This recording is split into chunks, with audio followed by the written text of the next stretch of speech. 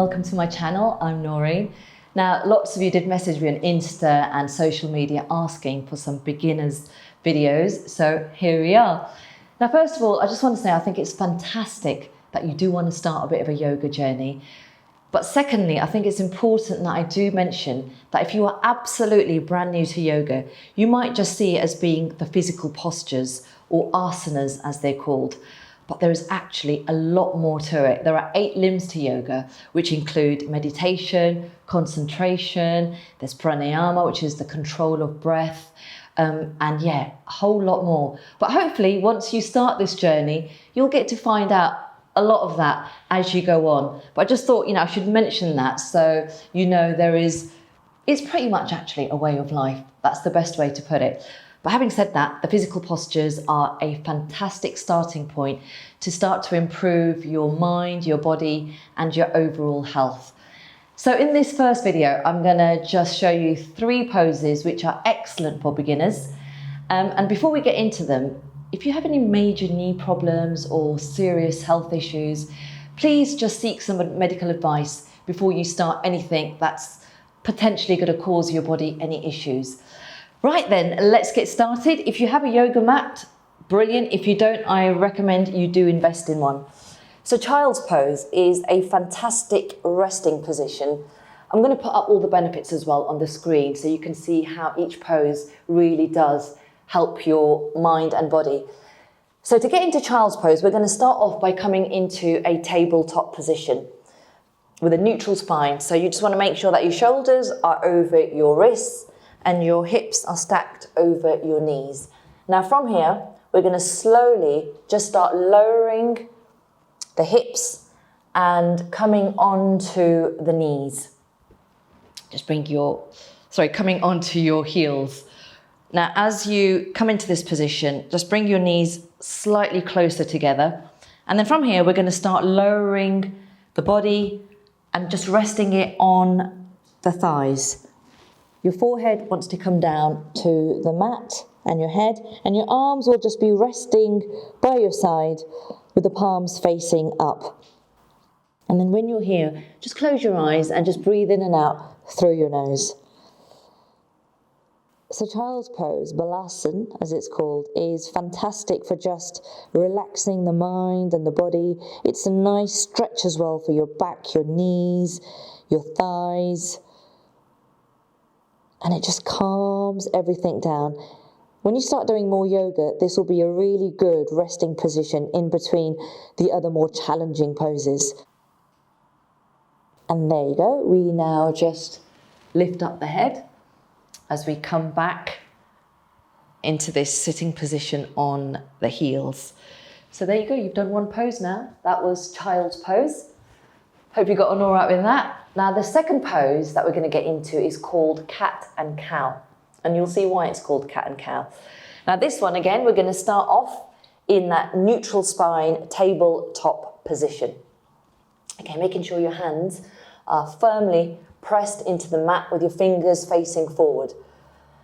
Now cat and cow really teaches you to move with your breath, and at the same time massages the spine and keeps it nice and supple. So we're going to first come into cow. Now to do that, what we're going to do is just drop the belly and lift up the tailbone. So the tailbone's right at the end of your spine here. And at the same time, we're just going to take the crown of the head forward as we inhale. And then on the exhale, we're going to reverse it. So the head comes towards the chest. You want to take your gaze to your feet and you start rounding the spine and pushing up through the shoulders. And this is cat.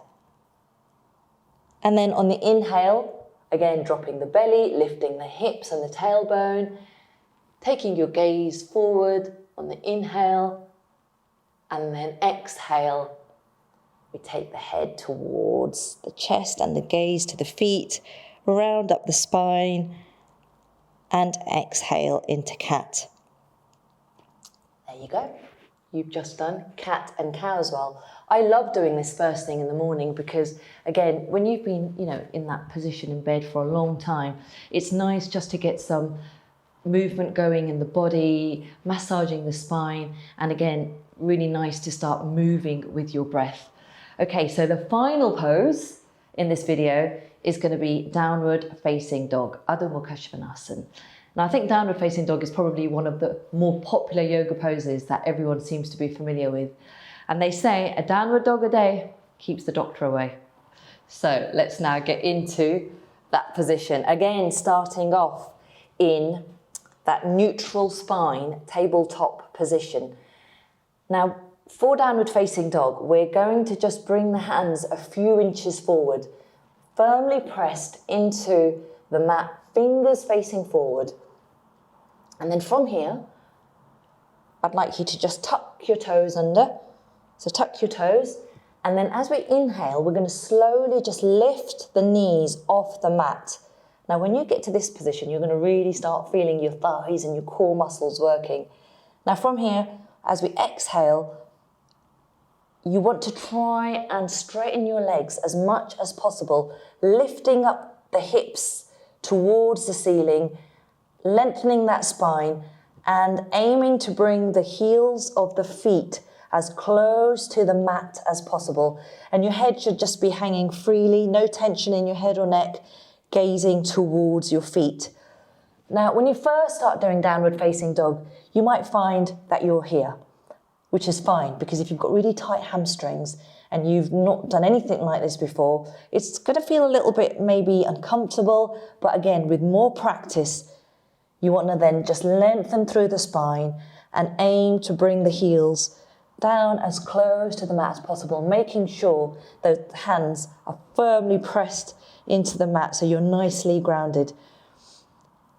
And this position also is an inversion, which means you have a good amount of blood flow coming into the brain.